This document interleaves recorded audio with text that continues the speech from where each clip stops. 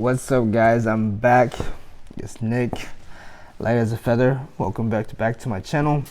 I'm glad to be back on my channel.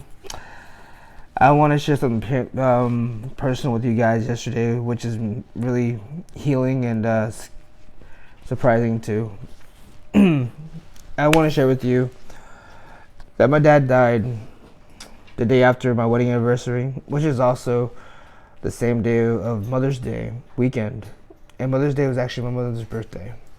You know, several days later, after he passed, I dreamt of him. I saw him in the kitchen. I saw his face in the kitchen, and seeing through the, between this living room and the kitchen, I see him there sitting at the table.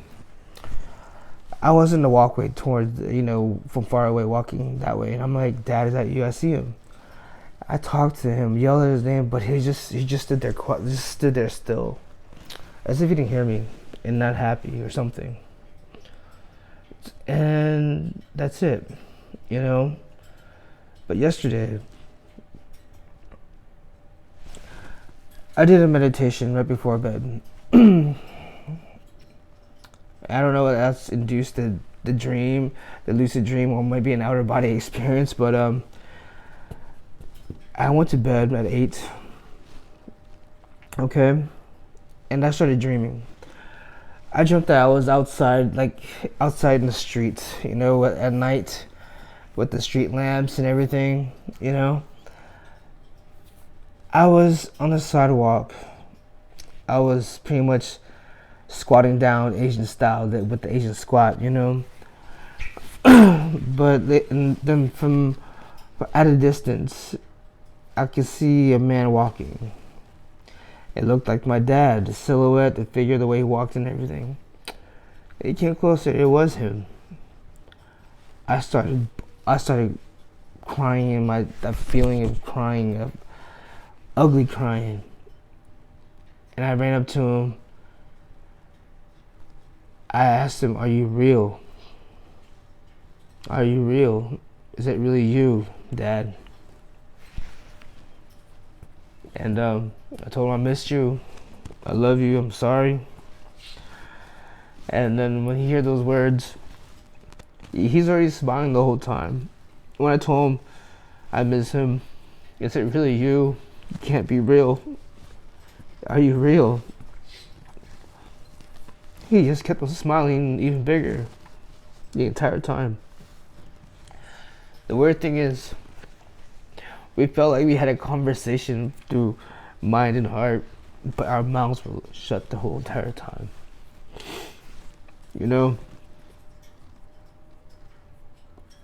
And somehow we moved as if we're in a backyard with the tables in the back, having this conversation,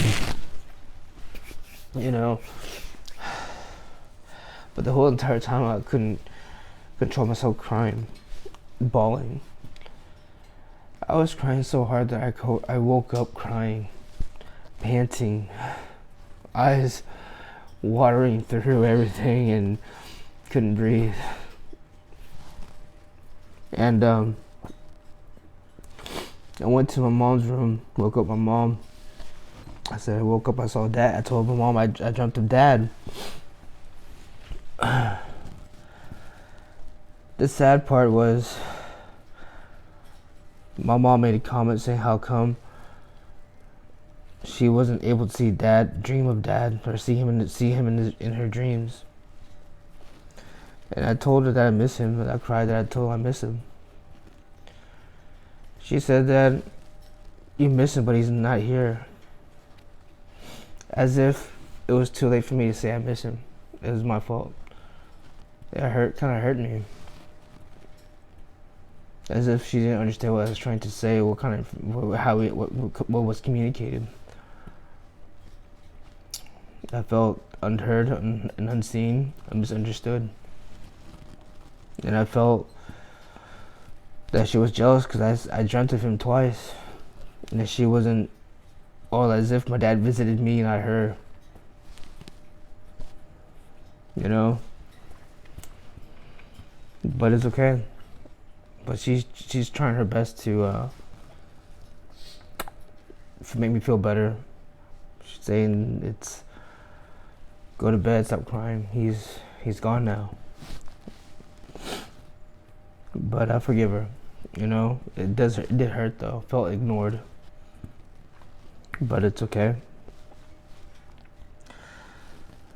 I made peace with my dad in that dream, as if we had that conversation in our heart and mind, even though this was closed. The whole we were saying sorry to each other, explained to each other, understood each other. But yeah, because it was 11, 21, 22. The numbers are kind of mirrored and backwards a little bit. That was the last day of my job, and today is 11, 22, 22. It's just taking this job. This definitely was. I felt like it was manifested the shit out of it, or God blessed me with it, divinely. And I'm glad that I have friends, saw the value and potential in who gave me the job, created the position for me on my resume. Yeah, and the timing too. It was divine, because I had a tarot reading done from my mentor. She predicted everything right on 100%, except for she said she didn't see me with a new career at all. She thought I was gonna be there for a while. So I believe I either manifest the shit out of this new job, or the universe blessed me with it. Simply the fact that there was a lot of struggles I dealt with financially. I lost my large savings and loans for this business investment. I lost $250,000. Now I'm debt ridden, but I'm rebuilding, starting over. Plus going through a divorce, court cases, and lawyer fees made the struggles even more. When you have negative in account, how are you gonna figure out taking care of 2 properties, a disabled mother that is retired, and 2 kids, and going through a divorce, paying lawyer fees, attorney fees, and court costs? I thank God that I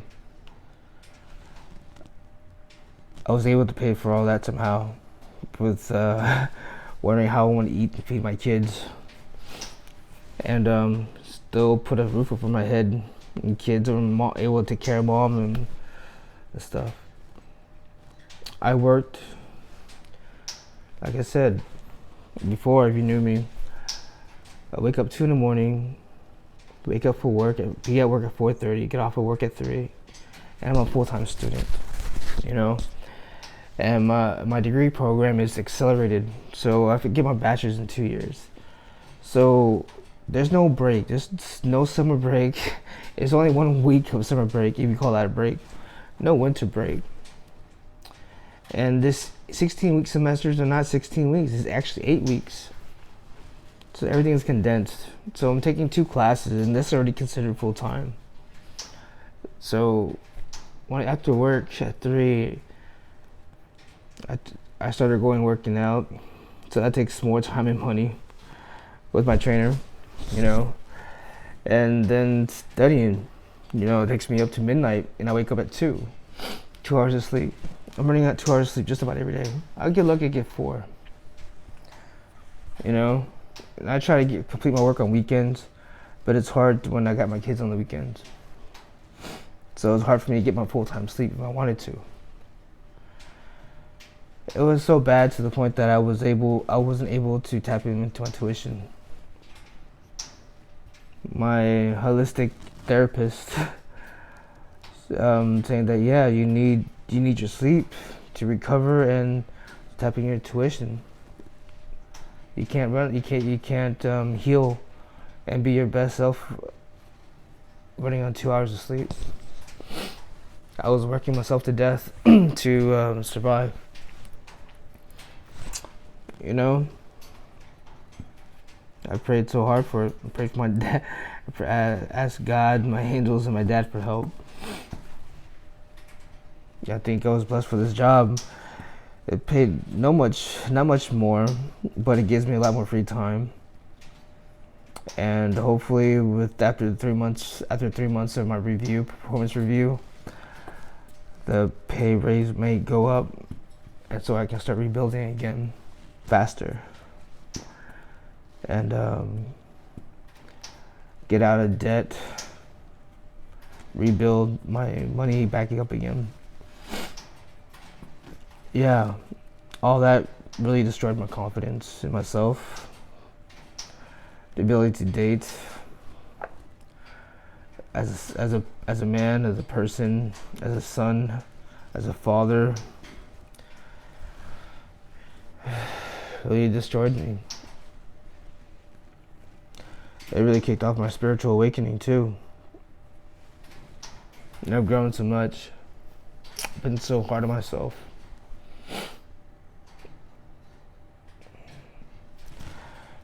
You know, when I had my first son at 20, I gave up my kid. I mean, I not gave up my kid, but gave up my college education. Gave up my life, thinking I would be a robot, be poor, working as a slave. But at least I knew I was a decent man because I worked to pay for child support to take care of him. You know, unlike many people I've seen and witnessed, they don't even pay their child support. They're either running in the wrong crowd, either drug addicts or dead or in jail. But I haven't. I've been there, and I thought that it would make me a better man, a better person. But instead, my family looked down on me, saying that I'm the only one that didn't graduate college, didn't earn a lot of money. So they just see I had no value, no say, no worth. So I'll get overlooked, you know. But they didn't see that I was a good person. What I did for the sacrifice. You know, that my future for my kid. I thought any parent would understand and value that as a son, and even or a potential dating partner, that someone who was committed, that was a good person. But no, I didn't get that, any of that. That ruined my confidence a lot. So all I knew was fight and work. Be hard on myself so I can not be a drug addict and be around the wrong crowd and be in jail, be in here where I'm at to grow. I fought for control to survive and to succeed. At the same time, it was a double-edged sword. So where I had a lot of control issues to trust in the universe, to trust and believe in God.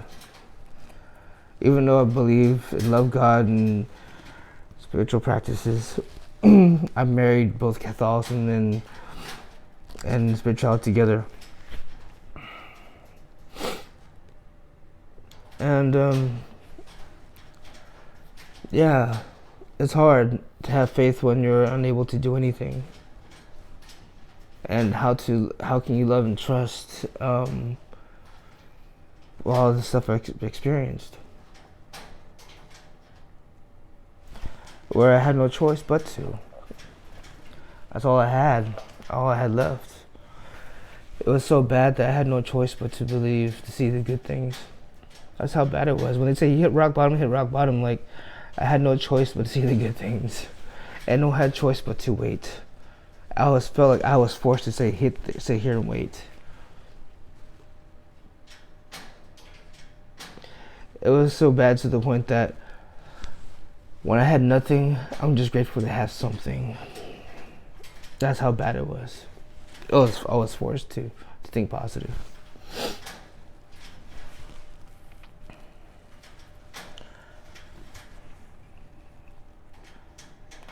I don't know why I believe in love. I'm hopeless romantic.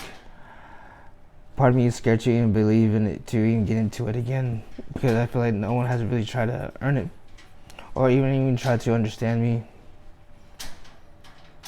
That's why I feel like it's just a dream to be able to love again. I know it's in there, but someone to bring it out to me, I don't know.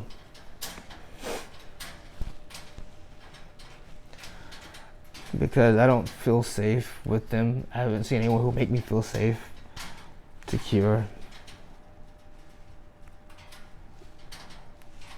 Bring that part of me out. I know it's there. I know what I have to offer.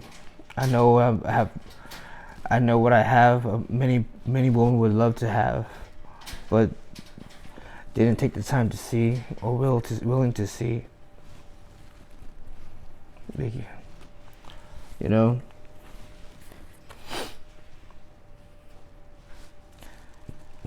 Because I don't either not financially stable, or no, I'm not Daniel Henney, you know, or they just see I even get turned down because I have 2 little kids. They're too young. Why get turned down for that? Because I had 2 young kids. Is that right? Does that make sense?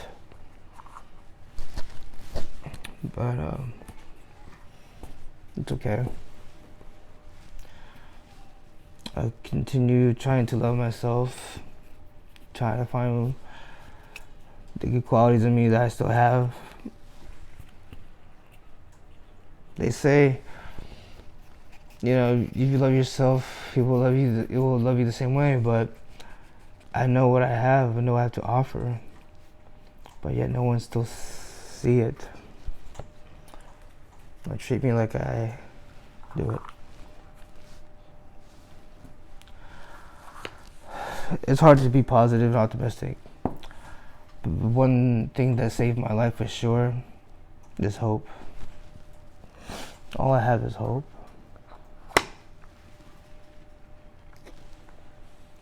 And all I want to do is not to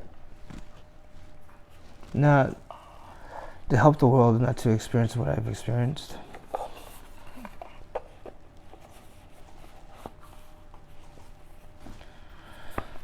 So there you go. Ladies, a little bit about me.